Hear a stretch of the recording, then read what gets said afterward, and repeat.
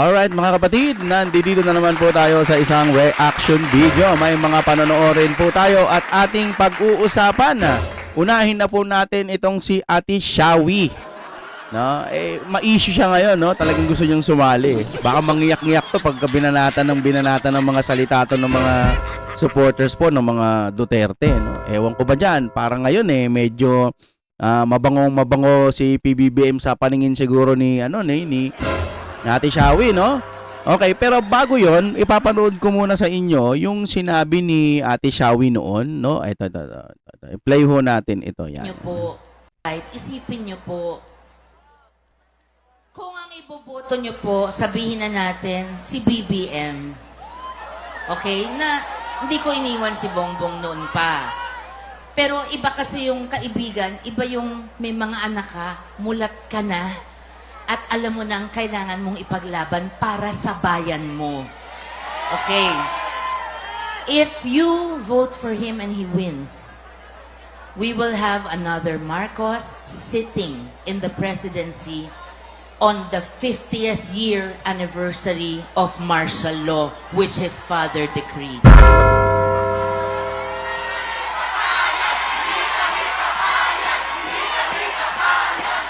Mabuti na nga ang lugaw ni Ma'am Lenny kesa sa nakaw ng iba. Make sure sa May 9, do not give your future away.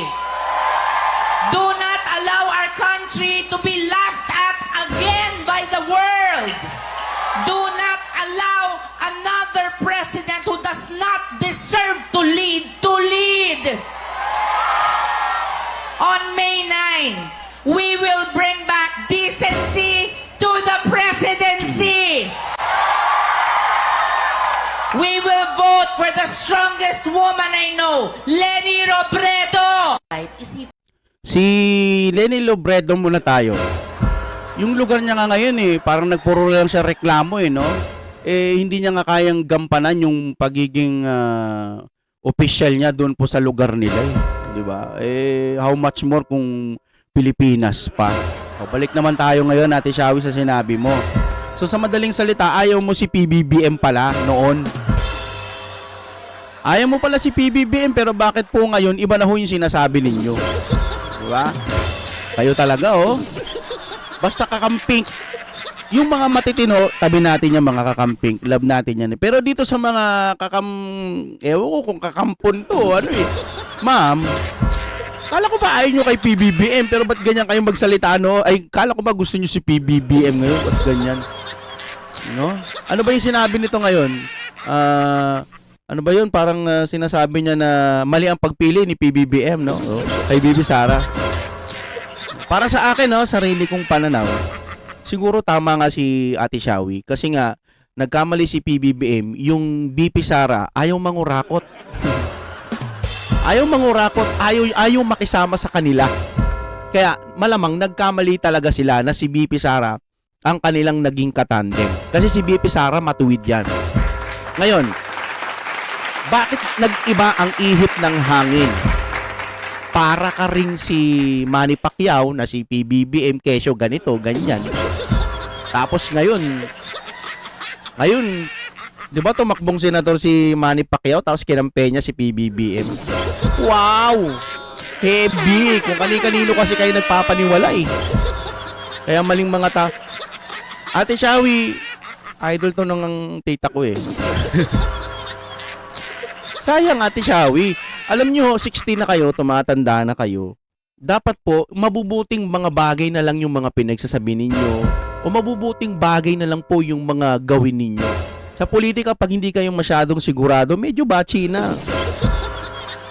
Hayaan nyo na po yung inyong asawa, okay na po yun. Pero depende sa inyo yan kung meron kayong gustong Ewan ko ba, madam? Si Shawi naman Para ka rin si Mama Lenlen. Sabi niya si PBBM daw. Diba ang dami niya rin sinabing mga hindi magaganda kay PBBM? Si Mama Lenlen yun Pero ngayon, sana maging successful daw siya.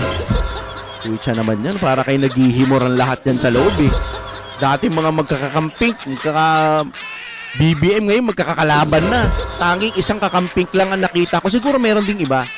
si Ma'am Guanzon lamang po yung nakita kong kakamping na talagang pinangahawakan niya yung paniniwala niyang ayaw niya kay PBBM. Kayo bigla kayong mga bumitaw. Wow! Nakakahiya. Kami may dahilan kami. Sinuportahan namin si PBBM kasi nakikita ho namin na kailangan niyang bumalik kasi mura mga bilihin noon eh. Tapos nagtandem pa sila. Inisip ko, wow, siguro noon maganda talaga, no? Dahil mura mga bilihin, etc. Ganito. Tapos gusto siya ni BP Sara. O sige, maganda yun, no? Tapos pagdating doon, unti-unti na pong napapabayaan si BP Sara. No? Etong si PBBM nila, nagiging magkakampi na sila lahat eh. Biruin mo. Ganon kalakas si BP Sara, kailangan nyo magkampi-kampi lahat. Kinain nyo lahat ng mga sinabi ninyo, kadiri. Pero idol ko yan si Ate Shawi sa ibang bagay. Sa politics, madam, wag na. Makakatikim kayo ng mga mala-impactong lyrics. Pangit ho, yung sinabi nyo, opinion nyo naman siguro yon. Ang opinion namin sa opinion nyo, kadiri. Yak, alam nyo ng mali eh. Imposibleng hindi nyo alam na mali yung nangyayari ngayon sa administrasyon. Imposibleng hindi nyo alam. Dahil mas matatalino siguro kayo. Pero kung talagang natural yan sa inyo, eh, kwak, kwak, kwak, wow, wow, wow, wow, wow. Kadiri. Yun lang ang masasabi ko. Okay mga kapatid, punta na tayo sa ating balita ngayon galing sa Pinas News Insider tuloy. Sa ating Balitang Pinoy TV, nasa description yan, ilalagay ko para minsan i-type nyo rin, diretso nyo. Pero dito kasi minsan pinag-uusapan natin kung ano ang mga balitang nagaganap. Galing bulabog na to, shock ang lahat, just breaking news. Bulgaran na attorney ni Inday kumanta, ano ang kinanta, at panoorin na natin ito ng sabay-sabay. Kasi kung ano yung mga umuugong na mga chismis dyan sa loob ng Senado, ay talagang lalabas yan. At alam naman natin ito si Senator Marcoleta, ay talagang ibubulgar niya ang mga nangyayari sa loob ng Senado. Ang nakakasakit dito na kung hindi pala nangingialam itong executive branch, meaning dyan sa Malacanang, kung hindi sila nangingialam, matagal na palang it's almost like a criminal syndicate. It's that kind of allegation. Where would this come from if the vice president does not know him at all? Actually, your best guess is as good as ours, no? Narito ang Balitang Pinoy TV.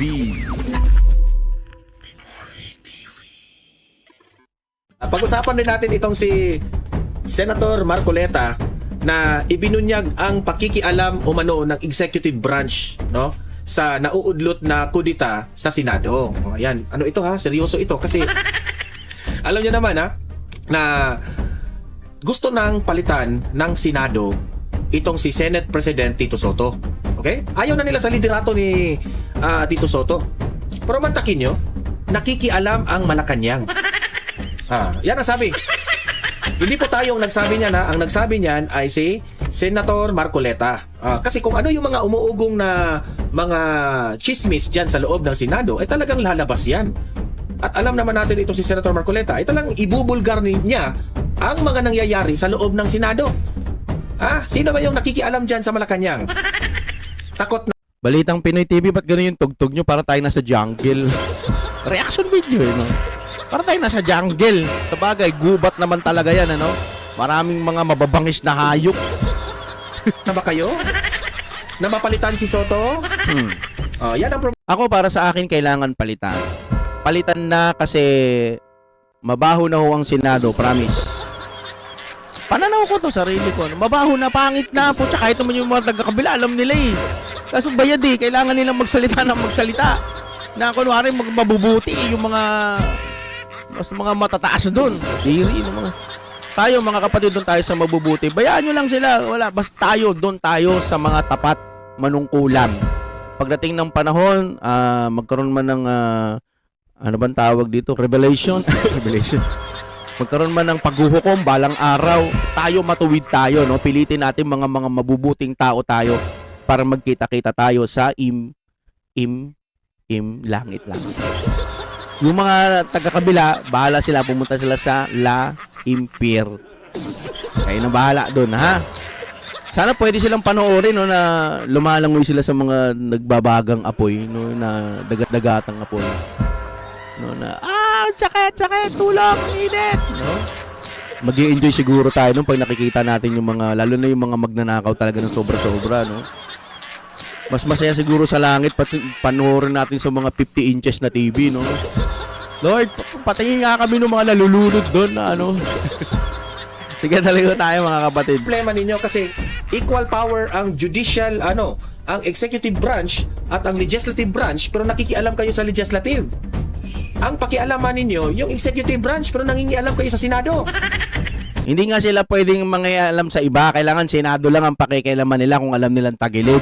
Hindi nga nila pinakikialaman yung mga naghihirap na mga Pilipinong kapwa nating Pilipino na nasasadlak sa mga baha. Basta sa Senado lang, kailangan BP Sara lang. Pababagsakin si BP Sara, dun sila nakafocus. Ganun lang yun. Wala na silang pakialam kung nagbaha, kung may mga kung anong kahirapan na nangyayari sa Pilipinas. Andiyan naman si Manang Claire, sasabihin niya kung maayos na ang ating Pilipinas. No, bumabalik na yung mga gustong mag-invest dito sa Pilipinas. Baka kung ano-ano mga pinagsasabi nun eh. Tuloy tayo, no? Disappoint kayo ngayon kay Marcoleta. At Mic ito pa, check. Ayun. Mic check. panoorin po natin itong sabog attorney mic ni Vice President Inday Sara Duterte na si Ah. Michael Pua na in-interview po ni Karen Davila at sinagot po ang mga issue Mic check. about sa confidential funds ni BP Sara na gawa-gawa lang nila. At itong impeachment trial na ginawa nila na kasangkapan para mananalo sila sa election 2028. Pero ano naman ang balita doon sa impeachment? No, ano bang ikakaso nila kay BP Sara? Wala na. Puro ampaw lahat 'yan. At Ang pinakapagtuunan sana nila ng pansin, yung nangyayari po doon sa flood control. Yung po ang pinaka-importante. Pero wala eh. Nagpapakapulpul sila habang nakaupo. Biruin mo, nasa iyo na yung kapangyarihan. No? Nandiyan ka na, tapos gusto mo pa yumaman ng yumaman sa maduming paraan. Mga hayop kayo. Hindi kayo... Ewan ko kung nasan yung mga budhi ninyo. ang tigil na pangbibintang nila kay VP Sara sa witness na tinatawag nating self-confessed bagman na si Madriaga. Ganyan sila kadesperado. Mga desperado kayo. Mamaya ipapakita natin yung interview na yan, ha? Pero bago ang lahat, guys, bago natin ito pag-uusapan, help me po na i-like muna, ha, at i-share itong video na ito para Yes, mga kapatid, napakalaking bagay po sa amin yun. Ano? Sana po mag-like po kayo kasi po yan yung paraan para ma-recommend po tayo ni YouTube. Ano? hindi sila nangingialam. Matagal na pala natanggal sa pwesto itong si Senate President Soto. Kasi nangingialam ang Malacanang, hindi raw natuloy. Wow! Grabe, no? Ito, pakinggan natin si Senator Marcoleta dyan. Know Grabe, your boundaries ayon sa konstitusyon para kasi kayo Know your boundaries. Kung ang boundary mo, executive branch ka lang, pakialaman mo, executive branch. Kung ikaw, senador ka, ang pakikialam mo, yung Senado, yung legislative lang. Di ba? Pero in the case of this situation right now, ang Malacanang nangingialam na sa legislative. Ganyan sila kababoy. Ganyan sila kabastos. Grabe. Di ba? Panahon ni former President Duterte is very sensitive about that. Senador Dante Marcoleta may nanghimasok sa Senado mula sa ehekutibo. Yan ang Nako. agenda report ni Dexter Ganibe ng Abante. Nagmugon na ang liderato ng Senado matapos ang bigong kudeta noong nakarang linggo. Pero sa minorya, may binunyag si Senador Dante Marcoleta. Ano yung binunyag? Dito. Sa panayam ng The Spokes ng Billionaire News Channel, sinabi niyang hindi madali ang pagpapalit ng liderato sa Senado dahil may ibang nakikialam. Sino kaya yung nakikialam? Baka ang bangag na naman. O si Liza Tanas. Di natin alam. Sino? Senate sana. We should observe the constitutional boundaries. Alam naman natin ang separation of powers, di ba? Yes. So walang pakikialam mula sa executive. Ako nga kutob ko nung nagpalit ng 'di ba dati si Marcoleta, tapos biglang naging si Ping Lacson, tapos si Cheese biglang naging si School Bukol. Parang sabi ko nung nangyari ba't naging ganun? Tapos ngayon matagal na pala dapat na natanggal itong si School Bukol. Ang problema wala eh. Baka nga nangingialam talaga yung Hindi administrasyon. niya pakikialaman yung dynamics dito. Correct. Pero sa nakita ko, may nakikialam. So yun ang gusto ko sabihin sa inyo. Okay. May nakikialam. So hindi the rumors. talaga purong-purong democratic yung pagkakakuha alimbawa ng new majority or whatever. Hindi man niya pinangalanan kung sino, pero naging maugong sa Senado noong nakarang linggo na isang opisyal umano mula sa Malacanang ang tumawag daw sa isang senador para iatras ang suporta sa kudeta. So isang opisyal sa Malacanang. Sino kaya yan? Sinong opisyal na yan? So meaning to say, hindi presidente. Okay? Baka si Tamba. Baka lang. hindi rin si Liza Araneta Marcos kasi hindi naman siya official, hindi naman niya Eh, yung presidente, si Tamba. Di ba? Presidente yun. binoto, di ba? Ewan ko lang kung sino ha. Oh. Wala noon sa Ano nyo, ilagay nyo sa comment section sino ang nakialam Ako para sa akin ito hula ko lang, hindi to totoo. Baka si Tamba. dyan sa Malacanang. Okay? Ano ang analysis nyo dyan? plenaryo si Senador Mark Villar dahil nasa kanyang tanggapan lang umano at hindi dumalo sa sesyon. Habang nakuna ng Billionaire News Channel na umalis sa plenaryo matapos ang roll call ng attendance at umakyat sa kanyang opisina si Senador Jinggoy Estrada. Nitong nakaraang araw naman, nanindigan ng mga nasa minorya na sina Senators Robin Padilla at Bongo na mananatili silang solid na Duterte Black kahit 3 na lang silang matitira Yo. kasama ang hindi pumapasok sa Senado na si Senador Bato de la Rosa. Nauna na kasing lumutang ang kanilang mga pangalan na maaring lumipat sa mayorya. Si Senador Marcoleta naman, ayaw pang patula ng mga espekulasyon para sa posibleng maging running mate ni VP Sara sa 2028 presidential elections. I'm only a 7-month senator of the Republic. You might be, parang pinakakain mo ako ng solid na eh. Alam mo, infant pa ako eh. Solid ba pakakain mo sa infant?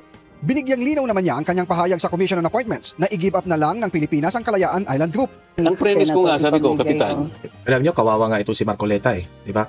Kasi gusto niyang ipaintindi sa atin ang sitwasyon natin dyan sa Kalayaan Islands, no? Pero misinterpret pa yung mga paliwanag niya. Okay?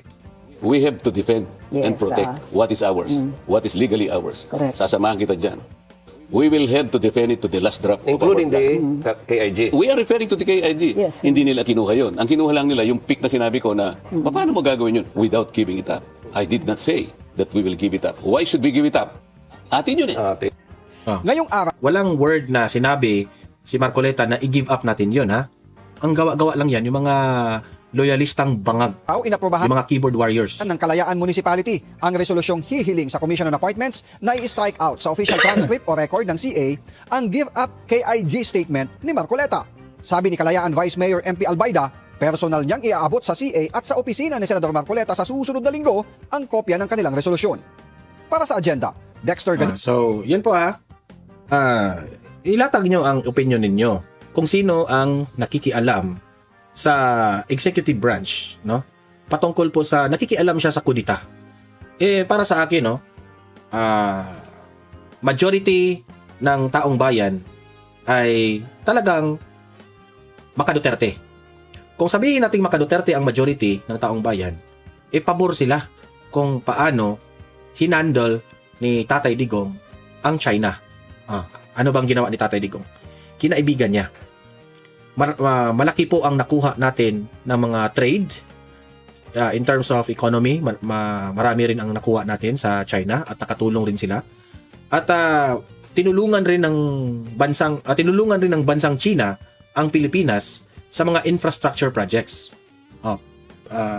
Nag-donate pa nga sila. Yung iba ay pinautang tayo na talagang tulong, walang interest at utang na babayaran natin in a long period of time. So meaning to say, anong ibig sabihin? Talagang totoong tulong yung ginawa ng China because yan ang kapalit sa pagiging diplomatic natin sa usapin po ng West Philippine Sea. Kasi po, sabi nga ni Tatay Digong, hindi natin yan masosolve ngayon. No? Hayaan muna natin na mag-joint exploration tayo. Maalala ko yun, di ba? Kasi we have our claims. Yes, nanalo nga tayo dyan sa panahon ni Pinoy. Pero, meron pang mga technicalities na dapat ayusin para mapaunawa natin ang China. At hindi natin yan mapapaunawa yung China na yan kapag galit po ang ating ipinaiiral. What do we have to do is, kung saan tayo nagkakaunawaan, kung dito man tayo sa trade, kung dito man tayo nagkakaunawaan sa ibang aspeto ng... kasi ang dami relationships sa mga OFWs, no? Yung mga bumibisita ng mga Chinese dito sa Pilipinas. Ang dami ng mga Chinese, Filipino-Chinese dito sa Pilipinas. Tayo rin, marami mga OFWs doon sa China. So kung doon tayo nagkakaunawaan, doon muna tayo mag-focus. Sa bagay na hindi natin nagkakaunawaan, hindi muna tayo tatakol niyan. Hindi pa sapat ang panahon. Kasi kung may kakayahan na tayo makipagdigmaan sa kanila, siguro yan na po ang pag-uusapan natin na, ito, amin ito. Kung hindi tayo magkakaunawaan, ganun, ganyan, pwede naman tayo mag-share muna dyan eh. Pwede natin i-give up. Wala pong sinabing i-give up natin yang putang inang mga yan ang dahilan sa ating kaguluhan eh. Di ba? So, dahil dyan, no, masama po ang tingin ng taong bayan ng equal powers, mangingialam ka dyan sa Senado? Di ba? Dapat alamin ni Marcoleta yan kung sino yung official na yan. Na tumawag raw sa Senado na, hindi, na wag niyong ikodita yan. Grabe pambabastos yan sa taong bayan, di ba? Dapat hinahayaan natin ang legislative kasi may sariling branch of government, pero nangingialam sila, binaypass nila. Ganyan po ang administrasyong Marcos, nakakahiya. Nakakahiya talaga, di ba? Ngayon, siguro nangingialam na sila kasi nafi-feel na siguro ng Malacanang na unti-unti nang tumatalon sa barko ang kanilang mga kaalyado. Especially dyan sa Senado, no? Alam ko, tahimik ang ibang mga senador dyan.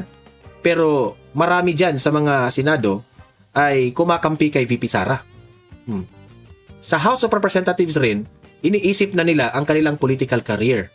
Kasi kung hindi sila susuporta kay VP Sara sa 2028 election, malaki po ang tendency na matapos ang kanilang career. Yung mga pumirma sa pag-impeach ni VP Sara sa House of Representatives, tandaan nyo yun. Mga plastic yun. Okay? Maraming tatalon dyan. Maraming tatalon dyan.